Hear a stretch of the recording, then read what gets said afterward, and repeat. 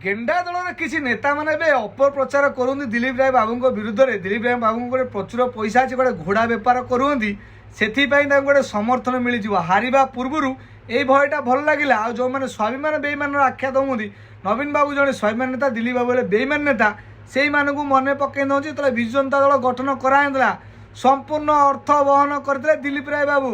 प्रथम तो दिलीप राय बाबू बेईमान किए कर तुम तुम निजक पचार। द्वितीय कथा है स्वाभिमान बेईमान कथा जो कथा कहूँ मुझे मन पकई दूसरी जो मैंने बेईमान हेले दल तुम पैसा ना दल को गठन कर प्रमुख ग्रहण थे पथ देते बेईमान कर दल काढ़ी किए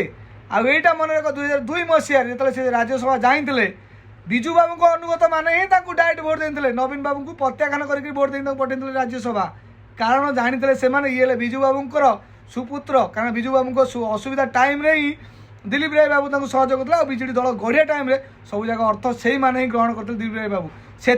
स्वाधीन भाव में राज्यसभा इलेक्ट करते आज तुम मैंने जो चित्कार करुच जे घोड़ा बेपार कर घोड़ा बेपार नुह समस्ते जानती विजु जनता दल गठन प्रमुख ग्रहण था दिलीप बाबूर से